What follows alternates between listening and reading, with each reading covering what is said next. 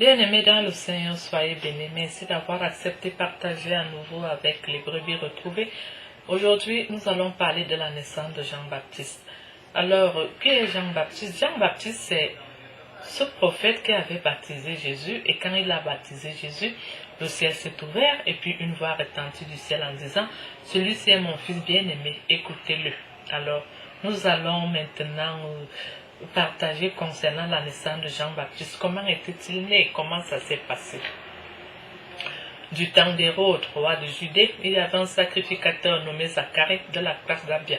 Sa femme était d'entre les filles d'Aaron et s'appelait Élisabeth. Tous deux étaient justes devant Dieu, observant d'une manière irréprochable tous les commandements et tous les ordonnances du Seigneur. Ils n'avaient point d'enfant, parce qu'Élisabeth était stérile, et ils étaient l'un et l'autre avancés en âge.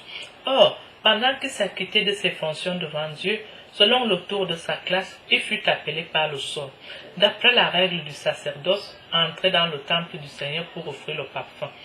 Toute la multitude du peuple était dehors en prière à l'heure du parfum. Alors un ange du Seigneur apparut à Zacharie et se tint debout à droite de l'autel des parfums. Zacharie fut troublé en le voyant et la frayeur s'empara de lui. Mais l'ange lui dit, « Ne crains point, Zacharie, car ta prière a été exaucée. Ta femme Élisabeth enfantera un fils et tu lui donneras le nom de Jean. Il sera pour toi un sujet de joie et d'allégresse et plusieurs se réjouiront de sa naissance. Car il sera grand devant le Seigneur, il ne boira ni vin ni liqueur enivrante, et il sera rempli de l'Esprit Saint dès le sein de sa mère. Il ramènera plusieurs des fils d'Israël au Seigneur, leur Dieu. Il marchera devant Dieu avec l'esprit et la puissance d'Élie pour amener les cœurs des pères vers les enfants et les rebelles à la sagesse des justes, afin de préparer au Seigneur un peuple bien disposé. » Zacharie dit à l'ange, « À quoi reconnaîtrai-je cela? Car je suis vieux et ma femme est avancée en âge. » L'ange lui répondit, « Je suis Gabriel, je me tiens devant Dieu. J'ai été envoyé pour te parler et pour t'annoncer cette bonne nouvelle. Et voici, tu seras muet et tu ne pourras parler jusqu'au jour où ces choses arriveront, parce que tu n'as pas cru à mes paroles qui s'accompliront en leur temps. » Cependant, le peuple attendait Zacharie, s'étonnant de ce qu'il restait si longtemps dans le temple. Quand il sortit, il ne put leur parler, et il comprit qu'il avait eu une vision dans le temple. Il leur faisait des signes et il resta muet. Lorsque ses jours de service furent écoulés, il s'en alla chez lui. Quelque temps après, Élisabeth, sa femme, devint enceinte. Elle se cacha pendant 5 mois, disant, « C'est la grâce que le Seigneur m'a faite, quand il a jeté les yeux sur moi pour ôter mon opprobre parmi les hommes. » Le temps où Élisabeth devait accoucher arriva, et elle enfanta un fils. Ses voisins et ses parents apprirent que le Seigneur avait fait éclater envers elle sa miséricorde, et ils se réjouirent avec elle. Le 8e jour, ils vinrent pour circoncire l'enfant, et il l'appelait Zacharie, du nom de son père.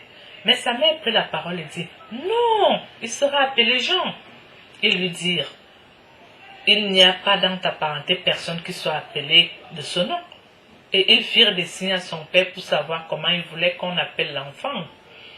Zacharie demanda des tablettes, et il écrivit, « Jean est son nom. » Et tous furent dans l'étonnement.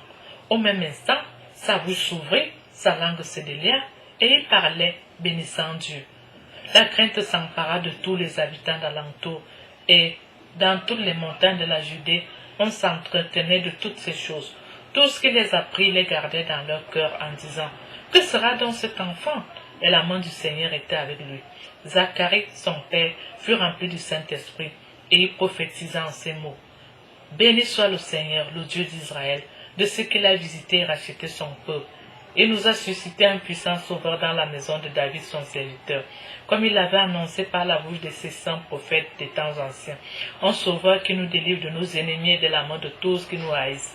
C'est ainsi qu'il manifesta sa miséricorde envers nos pères et se souvient de sa sainte alliance, selon le serment par lequel il avait juré à Abraham notre père, de nous permettre, après que nous serons délivrés de la main de nos ennemis, de le servir sans crainte, en marchant devant lui, dans la sainteté et dans la justice dans tous les jours de notre vie.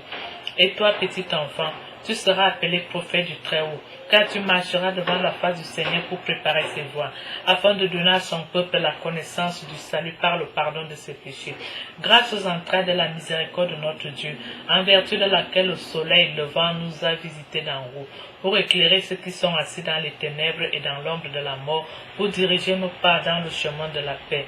Or, l'enfant croissait et se fortifiait en esprit, et il demeura dans les déserts jusqu'au jour où il se présenta devant Israël. Or, l'enfant croissait et se fortifiait en esprit, et il demeura dans les déserts jusqu'au jour où il se présenta devant Israël. Bien-aimés dans le Seigneur, soyez bénis. Alors aujourd'hui, nous avons partagé concernant la naissance vraiment mystérieuse de Jean-Baptiste, le grand prophète. Bien-aimés dans le Seigneur, soyez bénis. Merci d'avoir accepté de partager avec les brebis retrouvées. Nous nous retrouverons au partage suivant. Soyez bénis.